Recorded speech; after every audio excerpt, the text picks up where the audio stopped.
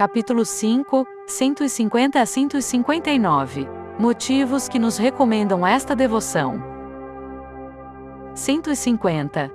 E como vimos, a própria natureza não inspira aos pequenos como agir em relação aos grandes? Porque não há de levar-nos a graça a fazer o mesmo em relação a Deus, que está infinitamente acima de nós, e diante do qual somos menos que átomos, tendo além disso uma advogada tão poderosa, que não foi jamais repelida, tão habilidosa que conhece os segredos para ganhar o coração de Deus, tão boa e caridosa que não se esquiva a ninguém, por pequeno e mau que seja. Referirei mais adiante a verdadeira figura das verdades que afirmo, na história de Jacob e Rebeca. Artigo 4. Esta devoção é um meio excelente de promover a maior glória de Deus. 151. Quarto motivo. Esta devoção fielmente praticada é um excelente meio para fazer com que o valor de todas as nossas boas obras contribua para a maior glória de Deus. Quase ninguém age com este nobre intuito, apesar de a isto estarmos obrigados, ou porque não conhecem em que consiste a maior glória de Deus, ou porque não a quer. Mas a Santíssima Virgem, a quem conferimos o valor de nossas boas obras, sabe perfeitamente em que consiste a maior glória de Deus, e nada faz que não contribua para este fim.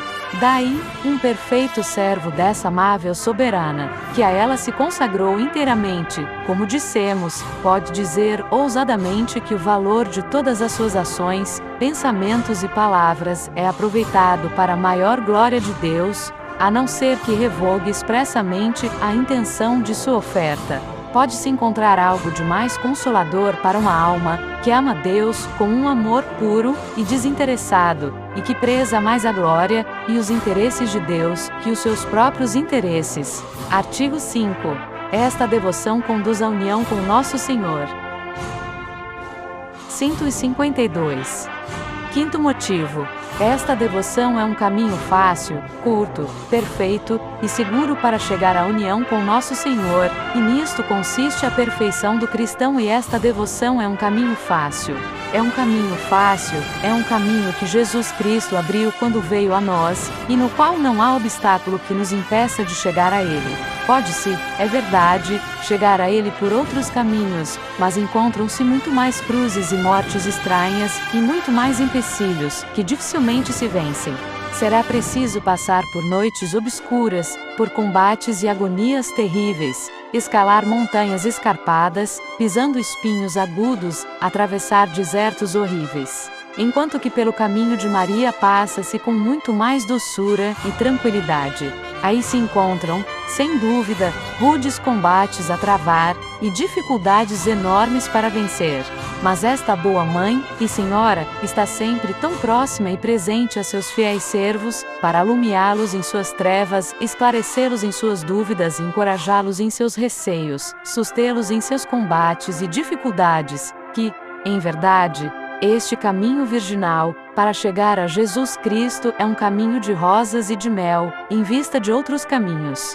Houve alguns santos, mas em pequeno número, como Santo Efrem, São João Damasceno, São Bernardo, São Bernardino, São Boaventura, São Francisco de Sales, etc., que trilharam este caminho ameno para ir a Jesus Cristo, porque o Espírito Santo, esposo fiel de Maria, o indicou a eles por uma graça especial.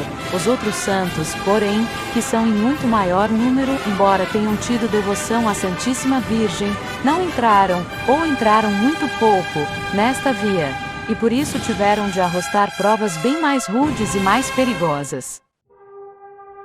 153. A que atribuir, então, dirá algum fiel servidor desta boa mãe, que seus servos tenham de enfrentar tantas ocasiões de sofrer, e mais que os outros que não lhe são devotos, contradizem-nos, perseguem-nos, caluniam-nos, não suportam, ou, então, andam em trevas interiores, e em aridez de deserto, onde não pinga nenhuma gota de orvalho celeste. Se esta devoção torna mais fácil o caminho que conduz a Jesus Cristo, donde vem que eles são tão desprezados. 154.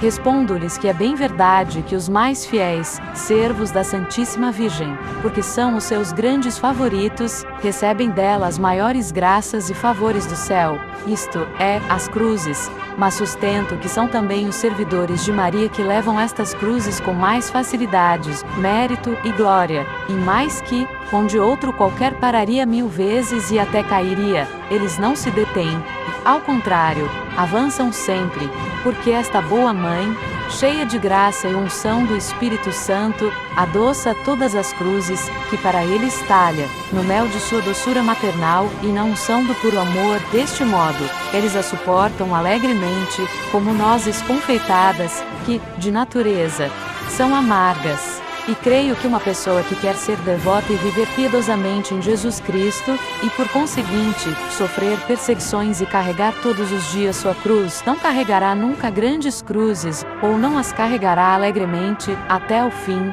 sem uma terna devoção à Santíssima Virgem, que torna doces as cruzes, do mesmo modo que uma pessoa não poderia, sem uma grande violência, impossível de manter indefinidamente, comer nozes verdes, que não fossem saturadas de açúcar.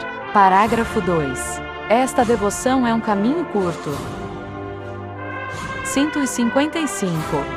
Esta devoção à Santíssima Virgem é um caminho curto, para encontrar Jesus Cristo, seja porque dele não nos extraviamos, seja porque, como acabo de dizer, nele marchamos com mais alegria e facilidade, consequentemente, com mais prontidão, avançamos mais, em pouco tempo de submissão e dependência a Maria, do que em anos inteiros de vontade própria e contando apenas com o próprio esforço, pois o homem obediente e submisso a Maria Santíssima cantará vitórias. Provérbios 21:28. Assinaladas sobre seus inimigos.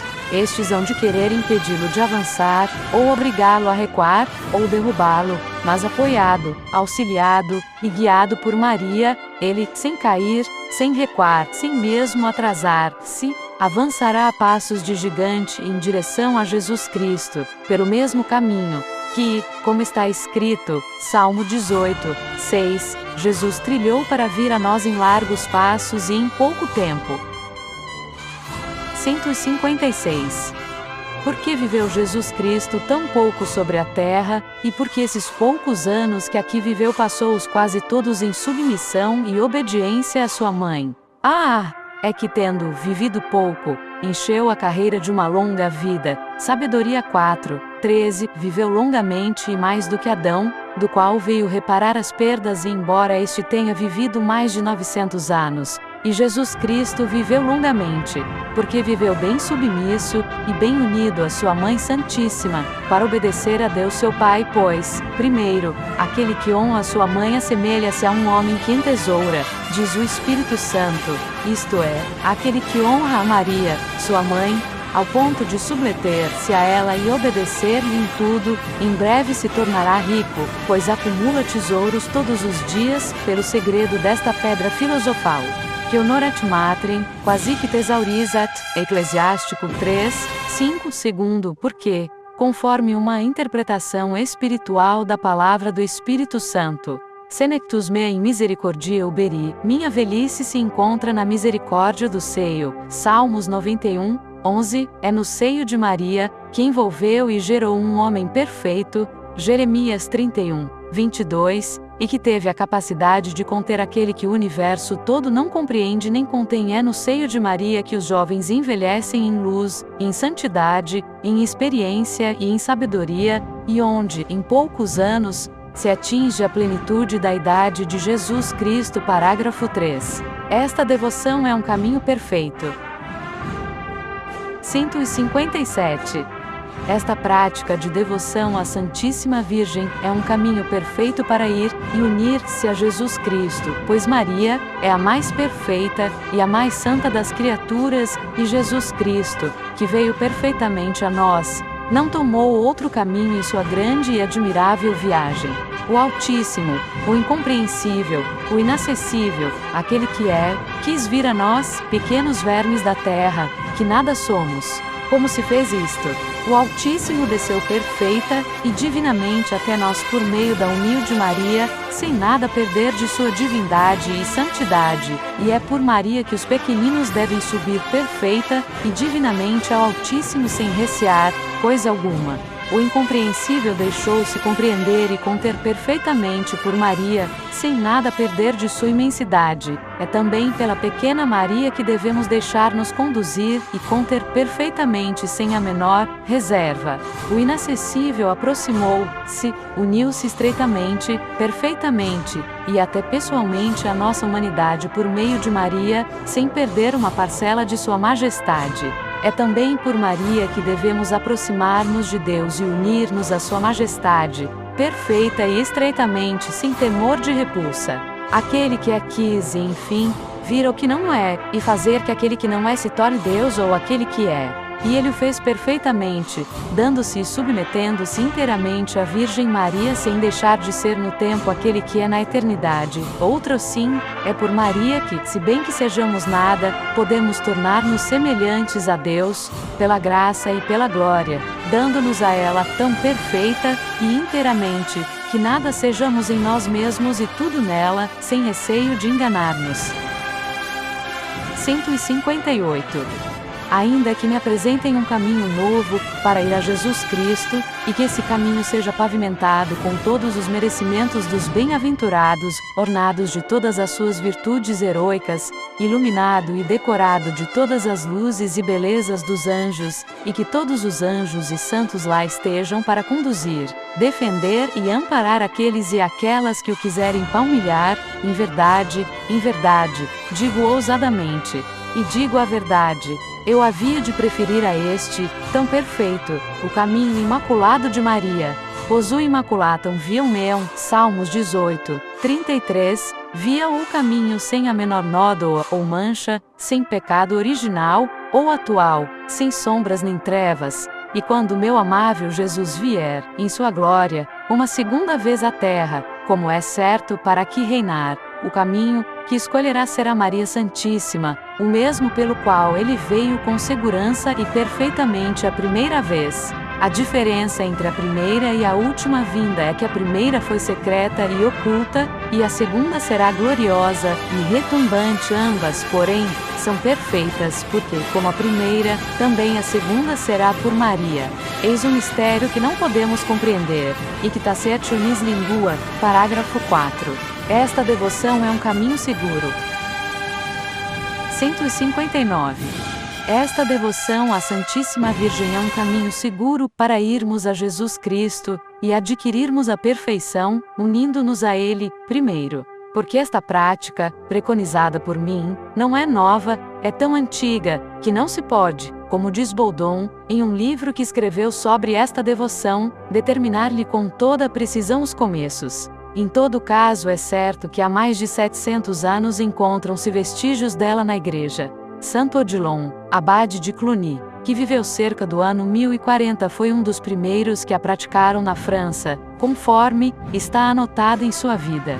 O cardeal Pedro Damião refere que em 1016 o bem-aventurado Marinho, seu irmão, se fez escravo da Santíssima Virgem, em presença de seu diretor e de um modo bem edificante. Pôs a corda ao pescoço, tomou a disciplina, e depositou sobre o altar uma quantia de dinheiro, como sinal do seu devotamento e consagração à Santíssima Virgem, e assim continuou tão fielmente, que, na hora da morte, mereceu ser visitado e consolado por sua boa soberana, de cujos lábios recebeu as promessas do paraíso em recompensa de seus serviços. Cesário Bolando menciona um ilustre cavaleiro, Valtier de Birbach, parente chegado dos duques de Lovaina, que, aí pelo ano 1300 fez esta consagração à Santíssima Virgem.